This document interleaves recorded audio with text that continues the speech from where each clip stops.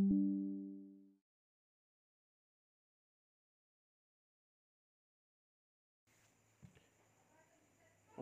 so ang gagawin natin ngayon is kung paano gumawa ng login or sign in and sign up dito sa ating MIT App Inventor. So, bale, magsisave ang ating mga credentials dito sa ating app, sa ating local storage. So, yun po yung magiging project natin ngayon. So, first, maglagay tayo ng ating text box kung saan natin nilalagay yung ating mga credentials natin. So, siguro mas babaan natin yan. So, maglagay tayo ng horizontal arrangement as a divider. So, mas ibaba pa natin siya. So, let's make it 30%. So, I guess that would be better na. So, ito yung magiging sign in natin. Or ito yung magiging username natin. Username. So, username. Then, lakihan lang natin siya. Fill parent lang natin. Or masyadong malaki. Yung width niya, let's make it 70. Yung kanyang, yun. And then, maglagay rin tayo ng hint. Let's say yung, or wag na. Username. Kaya nga natin lagyan.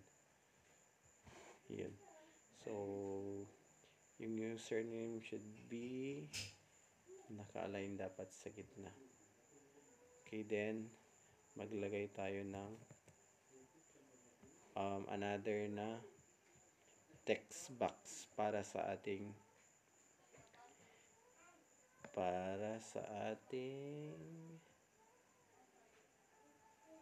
password. So, let's make this as 70. Then, lagay natin yung hint, password. Then, naka-center align. So, yun. So, medyo lagyan lang siguro natin sila ng space. Yan. So, another medyo lakihan natin siya. Let's make it 20. Then, let's make this 20 also. Then, this will be your password. Rename natin siya para mas madali nating hanapin mamani. Then, maglagay tayo ulit ng divider pero hindi ko na siya makikita. So, meaning, let's make it scrollable para makita natin. Okay. So, next, maglagay muna tayo ng text box. Another text box para sa ating confirm password. In case na pag nag-sign up tayo, confirm muna natin. So, same lang sila. Let's make this 70. Confirm password. So, yan yung magiging hint niya. So, this is 20 also. Para mas malaki. Then, lagyan din natin ng divider. Lagyan natin ng divider. Okay, so next. So, medyo okay naman na yan. Then, lagyan natin ng button. So, ito yung mag-trigger. So, either magsa-sign in siya or sign up. So, yun. Rename natin siya ng sign in. Sign in. So, yung text niya is sign in. Okay. So, maglagay din tayo ng another button for sign up. Sign up. This is your sign up button. Then, another button for hindi. Yan na. Sign up. Okay, so okay na. Then maglagay tayo ng non-visible components natin. So maglagay tayo ng notifier. So in case na mali or wala tayong credential or mali yung nalagay natin. And then maglagay din tayo ng storage. So gamitin natin si TinyDB sa part na to. And then gawa tayo ng ating second screen. So eto siya. Ito yung magiging screen number 2 natin. Parang dyan yung main page natin. So punta tayo sa ating blocks. Yun yung ating blocks. So first na gagawin natin, pag click natin si sign up button, ano yung mangyayari? So pag click natin si sign up, wait, balik muna tayo sa ating designer. Dapat si confirm password, saka lang siya lalabas pag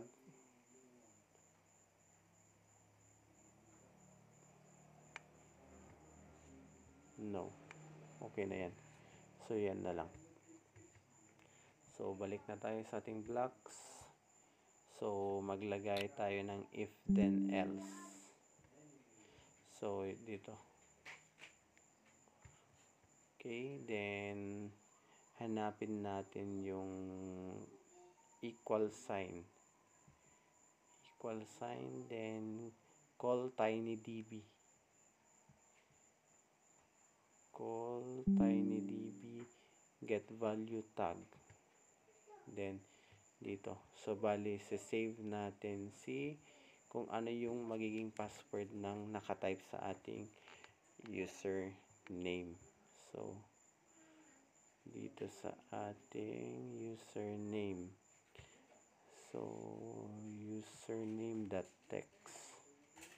Username.text dito. So save natin siya as empty text. Ayan. Okay. And then i-call natin si TinyDB call storage store value. So store natin yung value ni username dito. Call natin siya, and then yung value niya is yung password. Value to store is yung nakatype sa ating password. So pag yan, then call natin si notifier natin. Then sabihin natin account created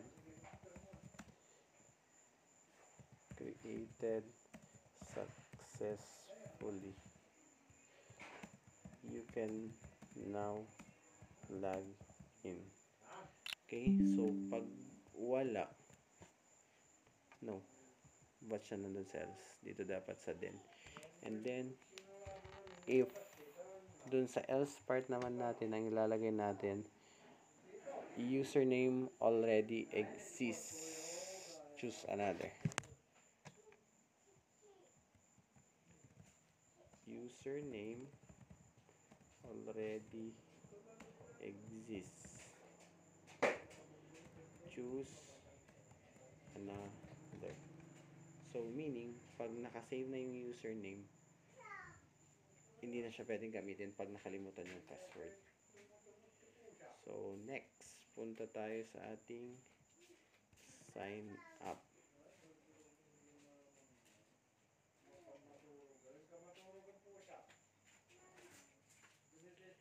So doon naman tayo sa ating sign in. Sign in. Pag pinindot naman natin si sign in, if si TinyDB ay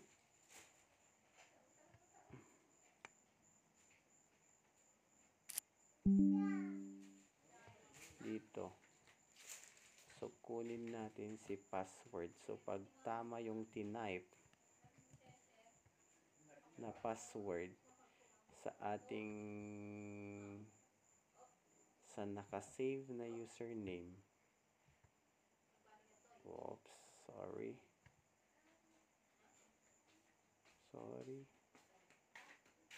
Yan.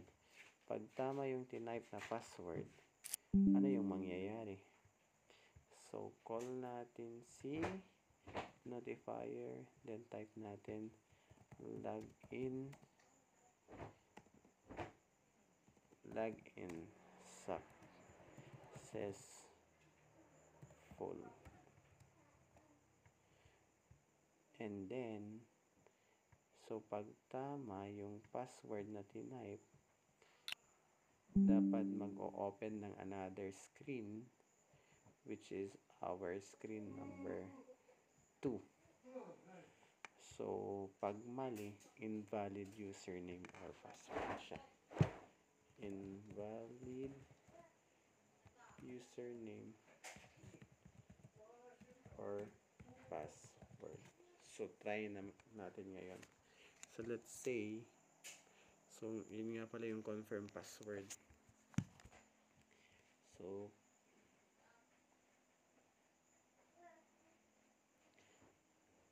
si confirm password,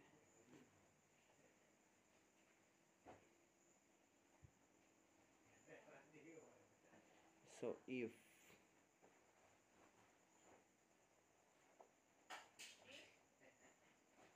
dapat dito, if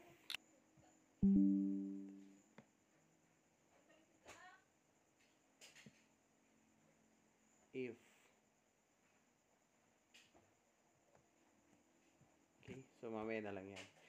So, yung next natin gagawin is try natin. So, let's say mag-save ako ng username. Let's say user 12345. So, sign up natin siya. So, yun. Successfully. So, and then try natin i-sign in. Login successful. So, yun. Pumasok na siya. And then, try naman natin na lagyan ng confirm password. So, balik tayo sa ating. So, dapat pag clinic si sign up,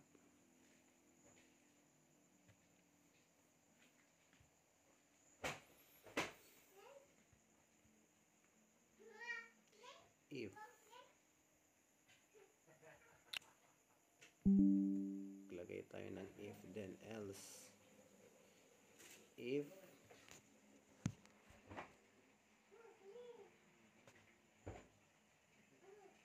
password pag hindi tama or hindi sila pareho, if password.text is not equal to your confirm password, para mag-type pa rin siya ng kanyang confirm password,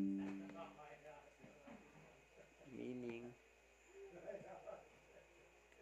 may magkakaroon siya ng notifier. So, kahit if, then lang pala siya. So, dapat mag-type siya din.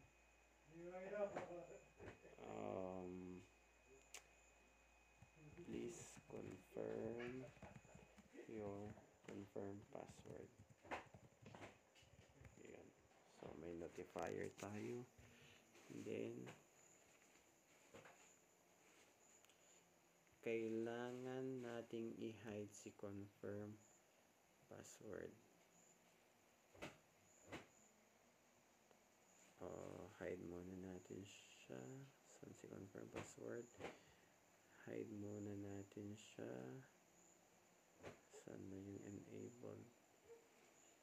Text visible, hindi siya visible. Ayan. So, try natin sign up. Try natin maglagay users. Then, lagay natin 1, 2, 3 sign up. Pero nagsasave pa rin siya. Choose another. Refresh muna natin.